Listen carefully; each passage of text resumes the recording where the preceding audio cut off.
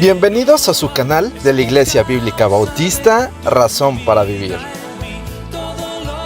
con el pastor Jared Suárez.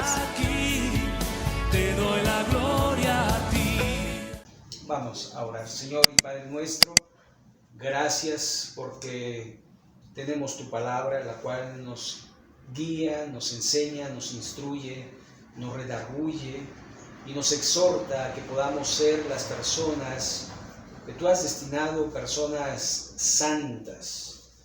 Porque si tú nos elegiste, nos apartaste, es porque quieres que seamos santos en toda nuestra manera de vivir. Señor, ayúdanos a comprender en este día tu palabra, que podamos tomar decisiones para la gloria tuya y que salgamos de este lugar edificados y con deseo, Señor, de seguirte y de servirte. Y en el nombre del Señor Jesucristo, amén. Amén. Podemos tomar nuestro lugar. Y bueno, en el año que murió el rey Usías, más o menos el año 740-739, muere el rey Usías. Este rey es conocido porque fue un rey bueno. Reinó sobre Jerusalén desde los 16 años y reinó aproximadamente 56 años.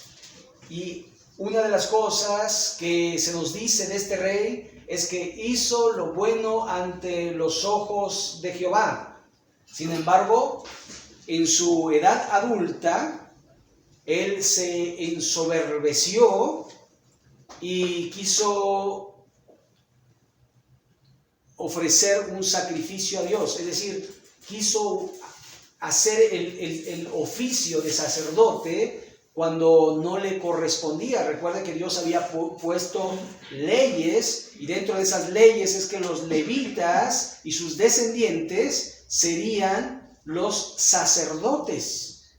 Pero él, como conocía la ley, como conocía la palabra de Dios y como Dios se le había revelado, dijo, bueno, pues ¿qué hay de malo que yo ofrezca un sacrificio?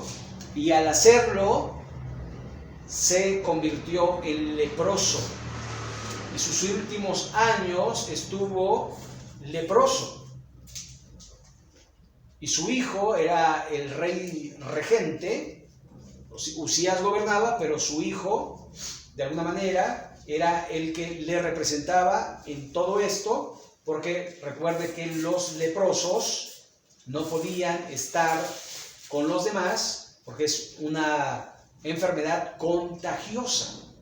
Así que allí estuvo recluido durante los últimos 11 años de su vida, y cuando muere, dice el profeta Isaías, vi yo al Señor sentado. ¡Qué impresionante! Porque la Biblia dice, no hay hombre que vea a Dios y viva. Y seguramente Isaías lo sabía. Y dice, sobre un trono alto y sublime, y sus faldas llenaban el templo. Entonces esta visión fue en el templo, y en el templo había un trono alto, y seguramente Isaías en éxtasis fue transpuesto a ese lugar que él de alguna manera determinó que era el templo. Pero si nosotros vemos el templo de Salomón, que era el que todavía estaba vigente en ese momento, no tenía ningún trono. Así que Dios le llevó a un lugar especial que aparentemente parecía el templo. Y dice que sus faldas llenaban el templo. ¿Cómo explicar esto? Bueno, recuerden, Ezequiel hablaba de la gloria de Dios como una nube que llenaba el templo. Y eso se le conoce como la Shekinah o la gloria de Dios. Y después sigue diciendo el pasaje en el verso 2, por encima de él había serafines. Cada uno tenía 6 alas, con 2 cubrían sus rostros, con 2 cubrían sus pies y con 2 volaban. Así que tenemos allí una especie de ángeles, pero que no se les llama ángeles, sino se les llama serafines. Estos, es que no puedo decir ángeles, pero estos seres son los que en Apocalipsis están y son los mismos que están diciendo: Santo, santo, santo es el Señor, Dios Todopoderoso. Son los que alaban al Cordero de Dios. Son estos mismos. Entonces, ahí los vemos. Dos cubrían su rostro, dos cubrían sus pies y con otros volaban. Así que eran seres especiales que de alguna forma guardan la santidad de Dios. Recuerde que Dios es un Dios 3 veces santo, podríamos decir santo al cubo, ¿verdad? Santo por santo, más o menos, que da santo a la tercera potencia, ¿no? Bueno, es santísimo. Por lo tanto, ningún ser con pecado puede estar en su presencia. Y Dios habita en un lugar santo, que se llama el cielo, donde no va a poder entrar nadie que tenga pecado. Es la razón de la limpieza del pecado que hace Jesús. Aunque Isaías sufre una limpieza, pero de una manera distinta, porque recuerde, es el Antiguo Testamento y todavía el Cordero de Dios que quita el pecado del mundo no había venido a este mundo como el Cristo. Dice verso 3, y el uno al otro daba voces diciendo: Santo, Santo, Santo, Jehová de los ejércitos, toda la tierra está llena de su gloria. ¿Ok? Aquí es donde vemos que no estaba en esta tierra, porque esta tierra está llena de violencia, esta tierra está llena de maldad, esta tierra de alguna manera no hace la voluntad del Padre, no conoce a Dios. Y si lo conoce, no quiere obedecerle, se revela a su santidad. La mayoría de la gente no quiere ser santo, sino quiere vivir la vida, y la vida que sus deseos, que su carne le invita a que viva, pero la mayoría no quiere ser santo. Si pudiéramos salir y hacer una encuesta y preguntarle a las personas: ¿a usted le gustaría ser santo? ¿Y sabe qué? La gente va a decir no, porque piensa que ser santo es morirse. Y tiene razón. Y tiene razón. Cuando uno quiere ser santo, uno tiene que morir. Por eso Pablo dice: con Cristo estoy juntamente crucificado, y ya no vivo yo. Ya no vivo yo, mas Cristo vive en mí, y lo que ahora vivo en la carne, lo vivo en la fe del Hijo de Dios, el cual me amó y se entregó a sí mismo por mí. Así que tengo que sacrificar mi yo, para no hacer lo que yo quiero, lo que yo siento, lo que yo deseo. No, lo que Dios quiere, lo que Dios desea, para poder ser santo. Así que, ¿sí? Los santos son gente muerta. Espiritualmente, me refiero que nosotros matamos al yo, para que Cristo sea vivificado en nuestra vida. Sí, gente que murió a sus pasiones y a sus deseos, para que de alguna manera quiera hacer siempre los deseos de Dios, el Padre. Verso 4. Y los quinciales de las puertas se estremecieron con la voz del que clamaba, y la casa se llenó de humo. Así que, ¿se acuerdan? La voz de Dios es como voz de trueno. Si ustedes recuerdan en el Éxodo, cuando los israelitas oían la voz de Dios, tenían miedo, tenían pánico, y de hecho le pidieron a Moisés: por favor, que ya no hable Dios, mejor háblanos tú. ¿En qué cabeza? ¿En qué cabeza? ¿Cómo quisiéramos oír la voz audible de Dios? Sí, seguramente nos iba a entrar pavor, Pero qué bendición, qué privilegio aquellos que oyeron audiblemente su voz. Hoy muchos de nosotros quisiéramos oír, aunque quedáramos muertos al oír su voz, pero sería impresionante.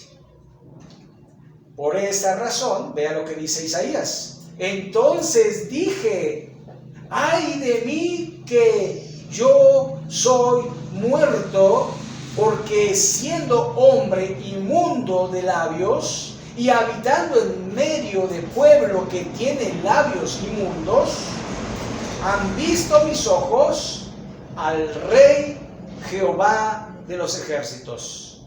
¿Sabe? Lo que hace Isaías es echar una mirada hacia adentro, una introspección, y darse cuenta de quién era él.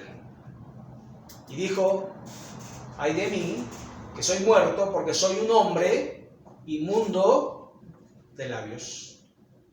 Así que se dio cuenta de su situación pecaminosa delante de Dios y la reconoció delante de Dios y dijo, ay de mí que soy pecador. Y no solamente echó una mirada hacia adentro, sino una mirada alrededor, diciendo, este pueblo en el cual yo habito también es un pueblo inmundo de labios. Así que, de alguna manera, allí podemos ver y podemos entender que una de las primeras cosas que uno tiene que hacer para entablar una relación con Dios es darse cuenta de su condición. Nuestra condición delante de Dios no es merecer el cielo, sino merecer el infierno, porque el infierno nos separa de Dios. Sigue diciendo el verso 6, y voló hacia mí uno de los serafines, teniendo en su mano un carbón encendido, tomado del altar con unas tenazas. Así que podemos ver que estos serafines tienen articulaciones, tienen manos, y tomó, lo cual nos hace pensar que es un ser angelical, un ser celestial. Y dice el verso 7, y tocando con él mis labios, dije, he aquí que esto tocó tus labios, y es quitada tu culpa, y limpio tu pecado. ¿Sabe? Un carbón encendido. ¿Sabe? Un carbón encendido en la boca, pues prácticamente quemaría, sería un gran dolor. Sin embargo, no dice el texto que Isaías sufrió una quemadura de primer grado. No dice absolutamente nada porque Dios estaba protegiendo a Isaías, pero algo que sí hizo fue limpiarlo del pecado, purificarlo, sanarlo del aguijón del pecado. Y dice, limpio tu pecado, limpia tu culpa. Ya no tienes por qué temer al juicio de Dios. Y eso es lo que pasa a los creyentes cuando recibimos a Cristo en el corazón, porque la Biblia dice que Cristo perdona, limpia nuestros pecados de toda maldad, y por eso no tenemos temor de morir, porque sabemos que Él pagó nuestras culpas, molido Él fue por nuestras rebeliones, por nuestros pecados, el castigo de nuestra paz fue sobre Él, y por su llaga fuimos nosotros curados. Así que ahí vemos cómo Dios hace esta gran labor de quitar, de perdonar el pecado. Solo Dios puede perdonar pecados. Así que ningún hombre en la tierra le puede decir, te perdono de todos tus pecados, porque está blasfemando. Porque solo Dios puede. Y es el único. Por eso allí en Juan 1:9 dice, si confesamos nuestros pecados, Él es fiel y justo para perdonar nuestros pecados y limpiarnos de toda maldad. ¿Quién es Él? Dios. Dios es el que nos limpia, Dios es el que nos perdona, Dios es el que nos sana, Dios es el que nos ayuda en todo tiempo. Dice el verso 8, después oí la voz del Señor que decía, ¿a quién enviaré? ¿Y quién irá por nosotros? Entonces respondí yo, heme aquí, envíame a mí. Pero antes de poder tomar esta decisión, él tenía que ser limpio. Dios quiere instrumentos limpios para su reino. Dios quiere gente santa. Por eso Pedro dice que la iglesia es una nación santa, real sacerdocio. Pero no todos quieren vivir en santidad. Porque la santidad es una decisión. Por eso la Biblia dice, si alguno quiere venir en pos de mí, tome su cruz, niéguese a sí mismo y sígame. Y esto implica que cada día tengo que renunciar al yo. Cada día, yo quiero hacer esto, yo quiero hacer aquello, pero Dios, ¿qué quiere que yo haga? Dios quiere que yo reaccione de esa manera, Dios quiere que yo hable de esa manera, Dios quiere que yo oiga estas cosas, Dios quiere que yo haga esto. Y cuando uno se da cuenta de que está haciendo la voluntad de Dios, entonces uno está viviendo en santidad. Pero es un día a la vez, un día a la vez. ¿Se acuerdan? Pedro en un momento decía, tú eres el Cristo, el Hijo del Dios viviente. Y después le decía, no Señor, no te acontezca tal cosa. ¿Y qué le dice Jesús? Apártate de mí, Satanás. Así que nosotros nos puede pasar que un día estemos cantando santo, santo, santo, y otro día estemos cantando porquería. ¿O no? Por eso un día a la vez.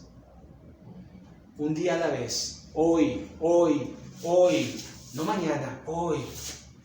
¿Cuándo voy a ser santo? Hoy. ¿Cuándo voy a renunciar al pecado? Hoy. ¿Cuándo voy a hacer la voluntad de Dios? Hoy. Y entonces tengo que pedirle ayuda a Dios, porque ¿sabe qué? El espíritu está dispuesto, pero la carne no quiere. La carne no quiere.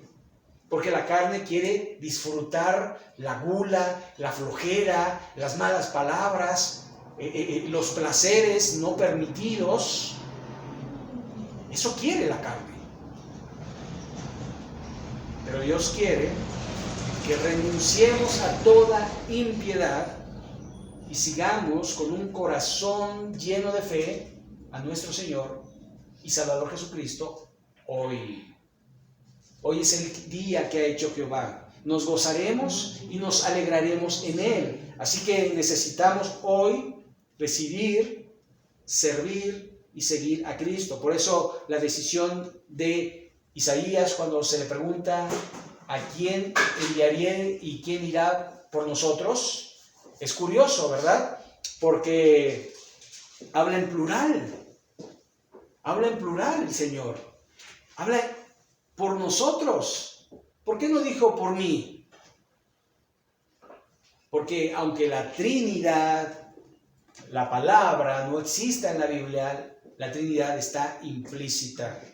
También ese nosotros dijo Dios, hagamos al hombre a nuestra imagen, a nuestra semejanza. Y cuando el hombre pecó, el hombre es como uno de nosotros, sabiendo el bien y el mal, y los echó del huerto y puso un ángel para que no vivan para siempre, ¿se acuerdan? Para que no tomaran el fruto del árbol de la vida. Así que, de alguna manera, allí está nosotros, el Padre, el Hijo y el Espíritu Santo. Verso 9, y dijo, anda y di a este pueblo, oíd bien y no entendáis, ved por cierto, mas no comprendáis. Imagínense, usted va a ir con una persona y le va a decir algo, pero no le va a entender, y le va a mostrar algo, pero no lo va a ver. Bueno, este era el problema que tenía el Señor Jesucristo. Por eso citó a Isaías, este pueblo de labios me honra, pero su corazón está lejos de mí. Como dijo Isaías, este Es pueblo que tiene oídos y no entiende. Así que ahí podemos ver cómo Dios nos va a enviar a personas que no van a escuchar, a personas que no van a entender, a personas que no van a querer seguir a Cristo, que van a querer seguir haciendo su voluntad. Pero a esas personas Dios nos envió. Porque a Isaías no se le envió a convertir ni a convencer a nadie. Se le envió a dar un mensaje. Y eso es lo que a nosotros Dios nos ha enviado a través de Jesucristo. Ir por todo el mundo y predicar el evangelio a toda criatura. Si te oyeren, amén. Si no te oyeren, hiciste lo que tenías que hacer. Y eso es lo que nosotros, como hijos de Dios, tenemos que hacer. Hacer la voluntad del Padre independientemente del resultado. Yo no sé el resultado. Dios sí lo sabe. Dios sabe quién va a creer.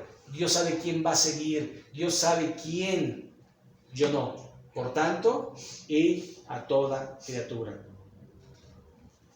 Verso 10, engruesa el corazón de este pueblo y agrava sus oídos y ciega sus ojos para que no vea con sus ojos, ni oiga con sus oídos, ni su corazón entienda, ni se convierta y haya para él sanidad. ¿Sabe? Dios de alguna manera a veces nos deja vivir en la mugre. Dios nos deja vivir en el pecado. Dios nos deja hacer nuestra voluntad. Por eso Isaías dice el verso 11, y yo dije, ¿hasta cuándo, Señor? ¿Hasta cuándo, Señor? Y respondió él, hasta que las ciudades estén asoladas y sin morador, y no haya hombre en las casas, y la tierra esté hecha un desierto. ¿Sabe? Hasta que haya necesidad. Hasta que la gente pueda ver su necesidad de Dios, que necesita a Dios. ¿Sabe? El hermano Enrique nos dice, las cosas están peor en Israel, están bombardeando Israel, pero ¿sabe qué dice Dios? Clama a mí, conviértete a mí. ¿Y sabe qué dice Israel? Todavía no. Todavía yo puedo. No necesito de Dios. Yo con mi cúpula de la roca, con esa yo puedo. Con mi tecnología, con mi inteligencia, con mi riqueza. Y eso fue lo que dijo el pueblo anteriormente, y es lo que sigue diciendo el pueblo, y hasta que se convierta. ¿Y sabe cuándo se va a convertir? Hasta que venga el anticristo y haga un festín para las aves con los cuerpos de los israelitas. Hasta que se conviertan esos 144,000. Sigue diciendo el texto, hasta que Jehová haya echado lejos a los hombres y multiplicado los lugares abandonados en medio de la tierra. Y saben, lo hemos visto a través de generaciones. Lo vimos con los babilonios, los vimos con los medos persas, lo vimos con los griegos, lo vimos con los romanos, lo vimos con Hitler, lo vimos con los otomanos, lo vimos con un montón de gente, y Israel sigue endurecido de corazón y no quiere creer. A este pueblo Dios nos manda a ir y dar las buenas nuevas a gente que no quiere oír, que no quiere cambiar, que no quiere hacer la voluntad de Dios. Pero uno tiene que hacer lo que tiene que hacer. Verso 13. Y si quedare aún en ella la 10ª parte, esta volverá a ser destruida. O sea, una y otra vez, una y otra vez. Y lo hicieron los babilonios, y lo hicieron los medos, y lo hicieron los persas, y lo hicieron los babilonios. ¿Se da cuenta cómo ha sido cíclico? Una y otra vez, una y otra vez. Pero, como el roble y la encina, que al ser cortados, aún queda el tronco, así será el tronco, la simiente santa. Así que es un árbol que tiene que ser talado. Pero con el tiempo va a florecer nuevamente. Esa es la esperanza de que un día Israel florezca como una simiente santa, apartada del mal, siguiendo y sirviendo al Señor. Y aquí habla de Israel, pero también lo podemos aplicar a nosotros. ¿Cómo estamos viviendo la vida? ¿Estamos glorificando el nombre de Dios? ¿Cómo vivimos el 2023? Ahora estamos ya en el primer domingo del año, ya pasó una semana, y ¿cómo estamos siendo? ¿Estamos cambiando? ¿Estamos procurando ser mejores personas? ¿Estamos leyendo la Biblia? ¿Estamos memorizando? ¿Estamos buscando hacer la voluntad de Dios? ¿O un año más haciendo nuestra voluntad? Dios quiere que cambiemos. Si no, va a venir el hacha, porque Dios al que ama disciplina, como el Padre al Hijo a quien quiere. Y Dios no nos va a dejar, si somos sus hijos, no nos va a dejar. Y un día vamos a ser disciplinados para que podamos volver nuestros ojos al cielo y digamos: Padre, he pecado contra ti. No merezco ser tu hijo. Hazme como uno de tus jornaleros, pero sálvame. Tan así estaremos dispuestos a vivir, que no importa la situación en la que vivamos, lo que va a querer nuestra alma es que seamos simple y sencillamente salvos. Por eso Pablo dice que nuestras obras serán probadas, y que muchos serán salvos así como por fuego, como de panzazo, apenas y pasaron, apenas y se salvaron. Pero muchos darán gloria a Dios y llevarán sus dones y talentos a Dios y le dirán: Señor, esto hice por ti, esto hice para ti, sea tu nombre glorificado y bendecido. Te alabo, Señor, porque eres grande en misericordia. Gracias, Señor, por permitirme vivir la vida que me has dado, haciendo tu voluntad. Así que hay de dos: el que hace la voluntad del Padre y el que no la hace.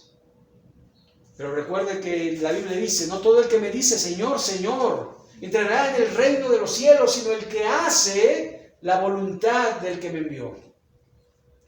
Y la pregunta es: ¿estamos haciendo la voluntad de Dios? ¿O criticamos a Israel y somos peor que Israel? Porque conociendo al Mesías, conociendo al Salvador, no le servimos como Él se merece y no hacemos su voluntad como Él la merece. Así que Dios habla a través de su palabra. Nosotros respondemos: heme aquí, envíame a mí, o Señor, envía a otro. Yo no quiero. Es voluntario, es para el que quiera, es para el que diga: yo, Señor, yo sí, yo quiero servirte, yo quiero ser santo, yo quiero vivir la vida que tú quieres, que has preparado para mí. Yo quiero hacer tu voluntad. Señor, ayúdame, porque sin ti no puedo. Ayúdame, te necesito. Heme aquí, envíame a mí. Vamos a orar para concluir.